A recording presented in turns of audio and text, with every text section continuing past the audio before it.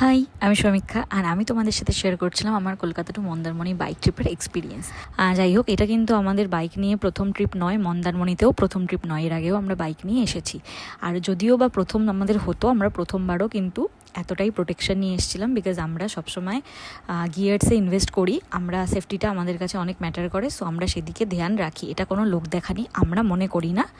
So আমরা আগেও এরকমভাবেই যাব, আর তোমাদেরও সাজেস্ট করব যখনই বাইক ট্রিপে যাবে নিজেদের সেফটিটা সবার আগে ধ্যানে রাখবে। আর এতগুলো কথা বললাম বিকজ আমাদের বাইক ট্রিপটা নিয়ে অনেক কন্ট্রোভার্সিয়াল কমেন্ট এসছে, তো সেগুলোর উত্তর আমি ছোট করে দিয়ে দিলাম এখানেই। যাই হোক, পেটে ছোটো ডন মারছে, এবারে কিছু খাওয়া দাওয়া করতেই হবে। এই হচ্ছে মেনু, দেখি আমরা কি নেব। মেনুতে যা দাম দেখলাম তাই দেখে আমাদের দুপুরের এখান থেকে তো খাওয়ার ভক্তি উঠে গেল। কি খেতে যাবি, কোথায় যাবি? ওদিকে প্রচুর দোকান। মন্দারমণি বাজার তো চলো। এইটা আমাদের রুম, ব্যালকনি। আরে এই যে আরে লাঞ্চ, এই যে আমি মাঝখানে বসে।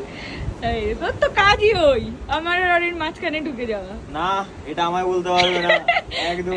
ওটা ওটা কে বল? এটা আমাদের সর্বদা, অলওয়েজ। অলওয়েজ। আর অনেক রকমের নাম আছে, বলা যায় না।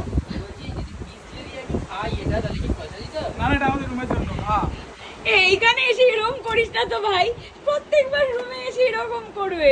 স্যুপের জন্য 150 টাকা দেওয়া যায় না, ঠিক আছে? সব মেনে নিলাম, টমেটো স্যুপের স্যুপের জন্য জন্য। 200 টাকা টমেটো স্যুপ। আর বলো, টমেটো দিয়ে দেবো তো স্যুপ করে খেয়ে নি।